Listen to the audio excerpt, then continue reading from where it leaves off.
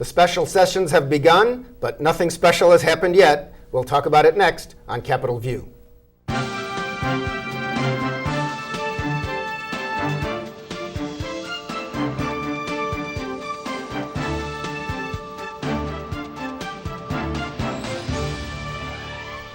Welcome to Capitol View, the program where we talk about state government, sometimes the federal government, and how it just might affect your life.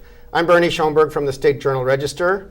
Special sessions are going on. We have seen them before. We have a couple of special people to talk about it. Charlie Wheeler is back. He is director of the Public Affairs Reporting Program, University of Illinois Springfield. Before that 20 years, a longtime reporter for the Chicago Sun-Times at the State House. Charlie, welcome. Thank you, Bernie. I've been through a few special sessions in my day. And Hannah Meisel, who has been through fewer but some. She is State House reporter for Law 360. Welcome back, Hannah. Glad to be here. Okay, Charlie. Governor called 10 special sessions. As we tape this, there have been a couple. They've gavelled in, gavelled out. The House was having some extended hearings on a couple of issues, workers' compensation and property tax freeze, things that are of interest to the governor. Your thoughts on the special session call and what might happen before the end of the fiscal year, which is June 30th? Well, to start out with, I think the notion of having a special session is total malarkey. Which is what the governor said a year ago. Right. He said he was right then and he's wrong now. Okay. We're costing taxpayers. If everybody showed up, there's been a calculation, it would cost upwards of $500,000. Excuse me. Thankfully, apparently some lawmakers in the Senate chose not to come. Now they're going to get, ridiculed for that, and there was people tweeting pictures, oh, the Senate is half empty. I'm saying to myself, well, great, the guys who aren't here aren't going to get per diem. They're not going to get mileage, so fine, let them stay home, because there's absolutely nothing that's going to get done.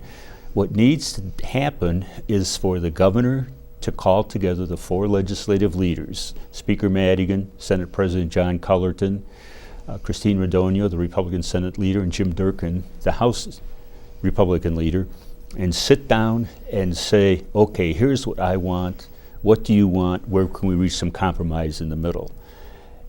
And this idea of that, well, we'll have the lawmakers just kind of sit there and wait for magically some supernatural force to come and motivate them to give the governor what he wants, or to give Madigan what he wants, or whatever. That's goofy. Yeah. Well, has there been any indication yet of a leadership meeting as we sit here now? I think Speaker Madigan has said he met with Jim Durkin. So that's the Democratic and Republican leaders of the House. Jim Durkin was among the Republicans who, a week before this special session, had a press conference, I think it was in Chicago, where they announced their budget plan. It would cap spending at $36 billion instead of the level that the Senate had passed with all Democratic votes, which was at like $37.3 billion, which John Cullerton, the president of the Senate, said that's exactly as much money as the governor wants to spend according to his budget address several weeks ago. But there's still not agreement. Those Republicans said that the governor could agree to this. But again, Hannah, other than that meeting between Madigan and Durkin, we really haven't seen development toward the governor and the four leaders meeting, as Charlie said. No, there's been no indication.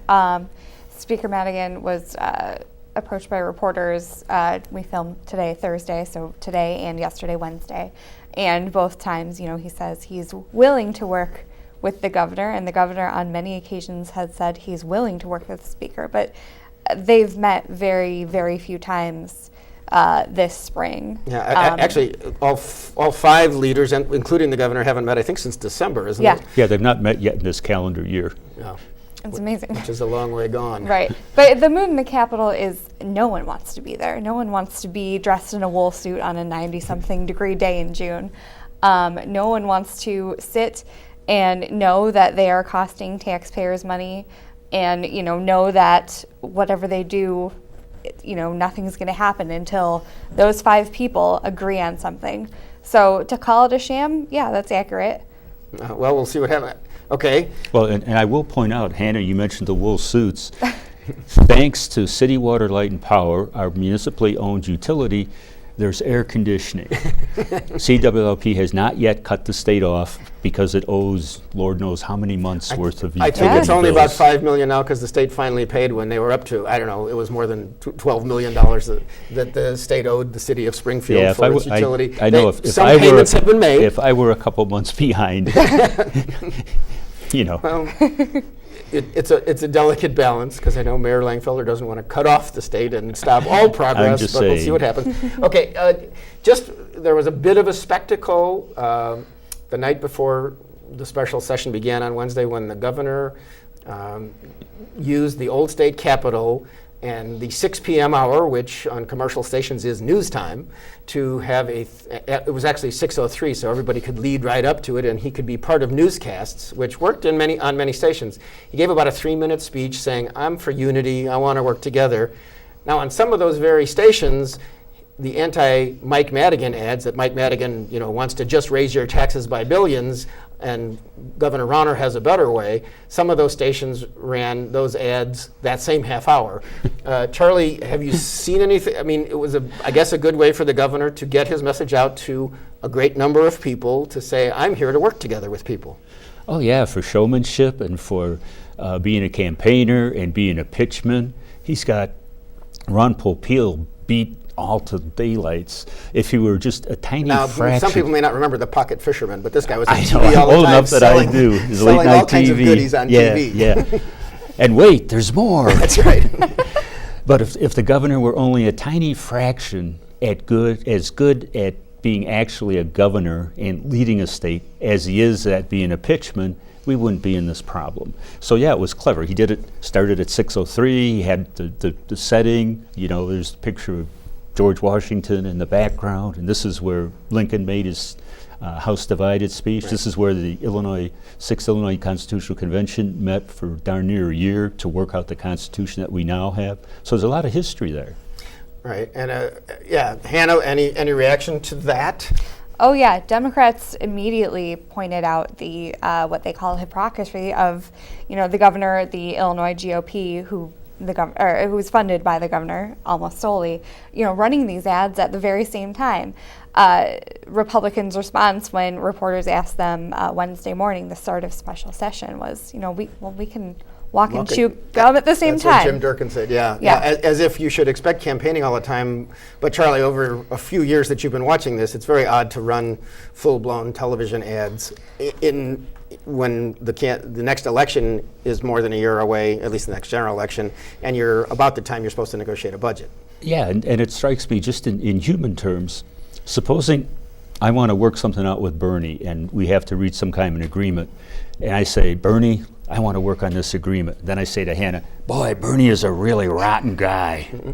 And she would say, does yes. that make it? But does it make it easier or more difficult for us to reach an agreement? It is an interesting Yeah, you can tactic walk the and chew governor's gum been at the using. same time, but so what? Yeah, Does that help? And that ongoing onslaught of anti-Madigan, anti-Democrat ads, largely funded by Rauner and his ilk through laundering money through the state GOP into the House Republican organization and so on, it strikes me as calling into question, is he really serious about getting it done?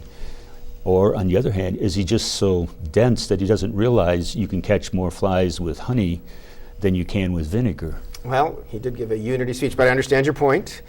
And now, Republicans have also been critical of what Mike Madigan has done in the House by setting up these committee of the whole hearings on, a couple of these issues because they've talked about them so much over the months. So, is it worth it to once again find out what effect workers' compensation costs have and what effect property tax freeze and property taxes would have to spend a couple hours over a couple days doing that in the House when they could be doing something else, like voting on a budget, some would say. Right. No, it's a lot of showmanship. I think by this point we could all repeat the arguments in our dreams, and sometimes we do. Democrats argue that there were significant reforms in 2011 for workers' compensation, but the reason that employers are not feeling the effects is because the greedy insurance companies are taking all of the the money. And then, for property. And not passing along the savings. Right, exactly. And to so. those who are paying the premiums, yeah.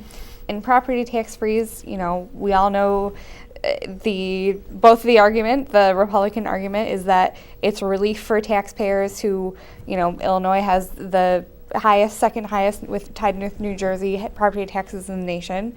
And if we're gonna, raise income taxes, there needs to be what they're calling, tax parity. So relief in property tax category. In exchange. And so, and then the Democratic argument is that, schools and other small municipalities who are really suffering, it ties their hands behind their backs. So we all know the arguments. It's purely for showmanship, and it doesn't help. And Republicans, they cried foul that these committees of the whole were sprung on them. Charlie, the Republicans, and there was like a press conference before the special session started, House and Senate Republicans saying, we have this budget compromise. It's really built on what the Democrats passed out of the Senate, so they should just take our plan because the governor can go for it. Legitimate or not? I question it, and the reason I say that, again, if I'm trying to work out a compromise with Bernie, and I say, well, we reached the compromise. My right hand says this, and my left hand says that. There's our compromise. Because that's what it was. Yeah, they built on what the Democrats did, but there were certain important changes. And so I would say that should be a starting point for the Republicans to negotiate with the Senate Democrats and the House Democrats. Instead of saying, well, here, this is the compromise that we've agreed among ourselves, the two Republican caucuses in the House and the Senate, and the governor has given it his imprimatur, so we can go ahead and put it forward. Yeah, and how important is it for the governor to put his name on, or have Republicans put their names on a bill to raise taxes? Because right now they're basically saying, it looks like we'll just use the bill that was sponsored by Democrats, sent to the House, we'll maybe amend it and send it back. But I think Democrats are saying Republicans have to take more ownership of the money that needs to be raised, even though the Republican Party has been trashing Democrats for months, and Governor Rauner still is with his ads. They just want to raise your taxes. Yeah, and that's part of this total all campaign, all day, every day stuff. I would argue that probably most people who look at this stuff very closely have come to the conclusion the state needs more revenue. We just can't make cuts in programs deep enough to avoid having to increase our revenues. And so it's kind of relying on folks who aren't that well informed when you can say, oh yeah, we don't need a tax increase.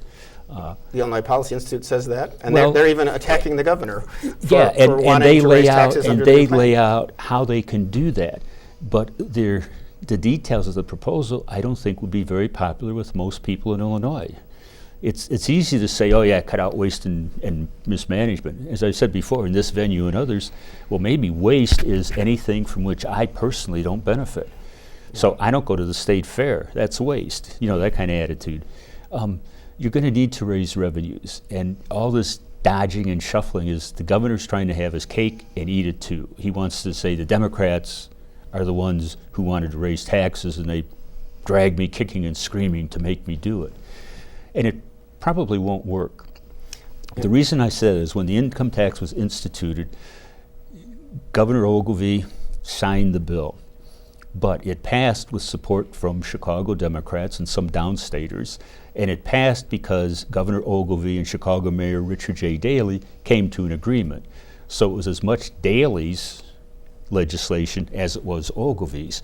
But when Ogilvie ran for a second term, the Democratic candidate, Dan Walker, hammered him up and down because he sponsored this horrible income tax. And Ogilvie lost, and a lot of people think that's why. I think there were other factors too, but that's come down through the years. Yeah. Yeah. So at the end of the day, I don't think Rauner's going to be able to have it both ways.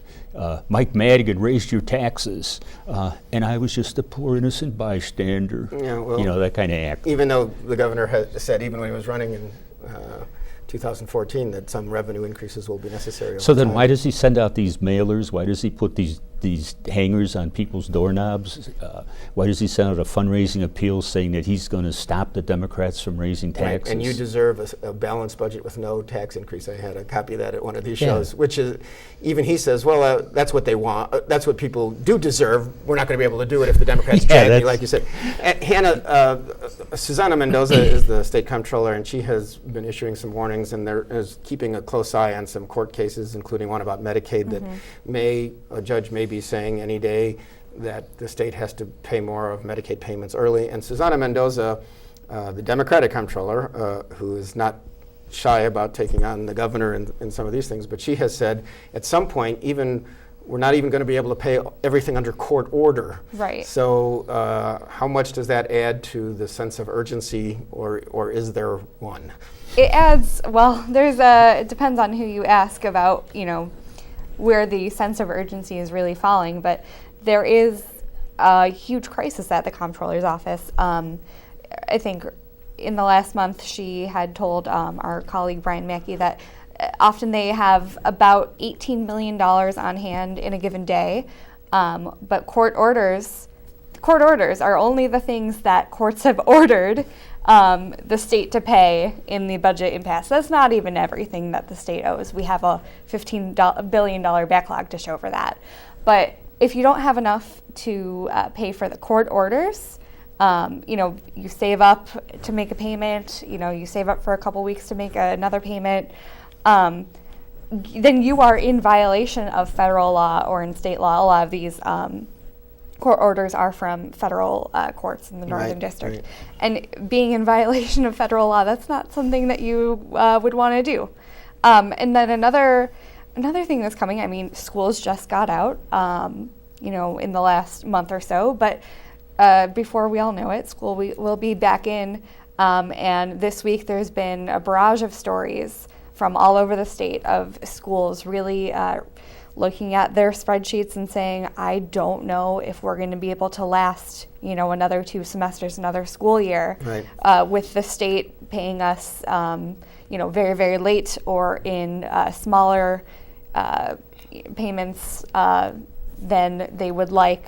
Even though the governor, at every chance he gets, he talks about how he is, under his administration, schools have received more funding, but is it really helpful if they're so late with that funding that, you can't make your basic payments when you need to make them? Yeah, well, we'll see what happens. Yeah, there's a certain irony in there because some schools are saying, we'll be able to make it through the end of the year, even without a budget for elementary and secondary education, because we're in that long list of backlog bills, and eventually they'll get to us, and the money may come 6 or 8 months late, but we can use it going forward. Pretty interesting. Well, there was a late word has come that the governor has indicated through Jason Heffley is one of his policy advisors on energy and environment that he was going to veto a bill that came to him on certain phone charges and to pay for 911 call centers. And so they don't like that bill. He's also said that he's going to veto Senate Bill 1, which is the remake of the school funding formula that was pushed by, in large part by Senator Andy Manar of Macoupin County.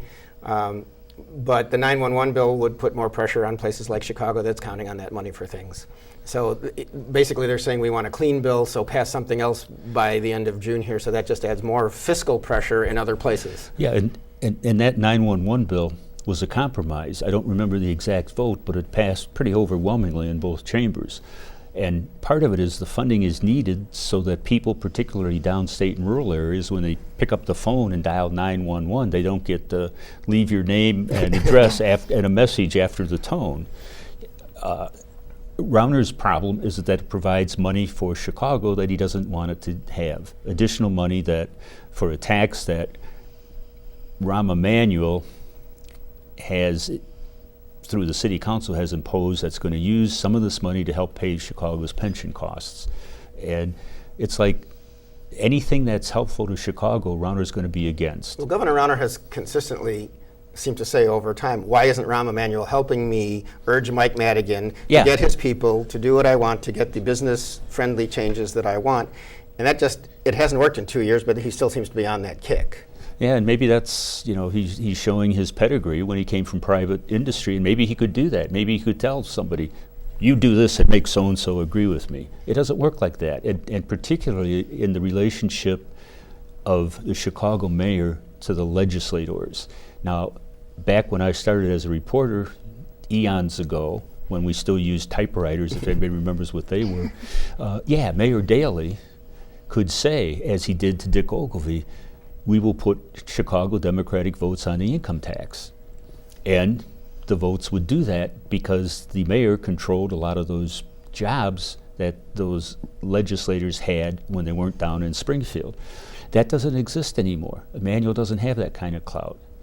And the governor, I don't know if he doesn't appreciate it or he still hasn't caught on to the hang of how do you deal with somebody who is your constitutional equal, the head of another branch of government. You head most of the executive branch, but Madigan and Cullerton head the legislative branch, and you have to work with them. We'll see where that goes. There was a little politics this week also, because as we're trying to get, or people are concentrating on the state budget, there's also the 2018 race for governor. There are several Democrats in the running. And among those, there were a couple of congressional endorsements. J.B. Pritzker, who lives in Chicago and has a lot of money and is already advertising, was endorsed by Luis Gutierrez, who is a member of Congress from Chicago and Hispanic lawmaker who has somewhat of a national profile. And then Chris Kennedy, who lives in Kenilworth and of course is Robert F. Kennedy's son, running for governor, and Bobby Rush, who actually beat Barack Obama when Barack Obama challenged him for Congress once. Yeah. How about that? In his district, Rush is a well-established member of Congress, and he endorsed Kennedy. And then, Daniel Biss is a state senator also running for governor, and he put out a proposal to kind of clean up the property tax system. A lot of people have been talking about saying that, I think lawyers, there should be limits on what lawyers who appeal property taxes should be able to give to the assessor, for example. And campaign contributions. Campaign contributions, right. How big are these endorsements from Gutierrez and Rush, for example, Charlie, and what do you think? Well, I suspect that they would be helpful. I really think it's too early in the sense that I don't think people are focusing on this stuff yet. Oh yeah, no, definitely. It's months and months and months away. And while they will, it'll be nice that Luis Gutierrez and Bobby Rush, very respected members of the Democratic Party, have their respective candidates back much later in the process. It's June. A lot of it, I think, has to do with shuffling among the Democrats themselves. I mean, we know Pritzker has been trying to get more union endorsements and any other endorsements. Kennedy has run for office before and then not stayed in the race, but says he's in for good this time. So perhaps Pritzker is trying to gather his base to show strength, and with the advertising he's doing, and Kennedy's trying to show his strength, and we'll see where that goes. And as Hannah said, it's still a long way off. The filing date isn't until December. Yeah, or for late the November. primary in March. Yeah. On a little bit of a historical note, Charlie, I just wanted to note today David Orr is the city clerk of Chicago. Now, a lot of people in Central Illinois may not know the name, but a lot of people like us have lived in Chicago and are down here also. But he was an alderman. He's always been known, even the Tribune headline about his retirement said squeaky clean. I think that was the Trib. And he was actually mayor of Chicago for a week back when Mayor Harold Washington died. Passed away, because he was like mayor pro tem or something. He became mayor for a week, and then Eugene Sawyer was named in the middle of the night screaming session that turned into all kinds of council wars after that. But anyway, just an interesting move forward. David Orr has been known as a reformer, so people look at the city of Chicago and the Chicago machine. Well, David Orr is somebody who beat the machine and then was part of the machine, but always, I think, had a good reputation, and which is just an interesting window, because people downstate sometimes look at Chicago and say, all those politicians, oh my gosh, that's Chicago. No, there's a lot of complexity and diversity, even within the regular Democratic organization, what some people like to call, quote, the machine. Yeah, David Orr is a true blue, dyed-in-the-wool Democrat. but he was not part of the Daily organization. He was an independent alderman from the north side, and he's been an independent force in the county clerk's office. There's never been any scandal attached to the office, unlike some of the other county-wide offices that have had their difficulties, because he's been very progressive, very interested in improving access to voting for all people, making it easier for people to vote, supporting things like automatic voter registration. Right. Which I think the governor has yet to sign, but had indicated he would, correct? Yes. Yeah, I guess. Something else that was passed in a new compromise, so we'll see where that goes. Also, the U.S. Supreme Court has said they're going to take up a case of political gerrymandering, which is interesting because clearly political maps have been drawn by party people for so long in so many places that it's part of Illinois' institution. It's part of what the people who want remap reform in Illinois, including the governor, say needs to change. So perhaps the court will have an effect on changing it, but we'll see where that goes at the U.S. Supreme Court level. And I could also mention that, as just I mentioned at the beginning of the show, federal issues, the Republican version of the health care bill that is supposed to replace Obamacare was released after it was kind of drafted by Republican members of the U.S. Senate. And as I last saw, as we do this, 4 members of the U.S. Senate were against that, but that's the kind of thing that could really affect Medicaid funding, and our governor hasn't talked a lot about it other than to say we're worried about Medicaid. So will he get involved in this? Other governors have been more involved in this. Yeah, I don't think he will. And the reason I say that, it seems to me he's got enough to worry about right here in Illinois. If the Senate version of the repeal Obamacare goes through, and as you noted, there were 4 Republican senators who were against it in its current iteration, they need at least 2 of those people to be on board for it to pass. And if it makes cuts to Medicaid in the future, I would argue that everybody in Illinois should be worried about right today, not something that might happen next year or the year after or 2025 or whenever the... Well, the governor has been known to say focus, and he's focused on Illinois. He doesn't mention really the name of the president very much, because that way he doesn't offend people who like or don't like him. Anyway, with that, we're about out of time. Charlie Wheeler, Hannah Meisel, thank you for your thoughts. Thank you for watching. I'm Bernie Schoenburg, and we'll see you next time on Capitol View.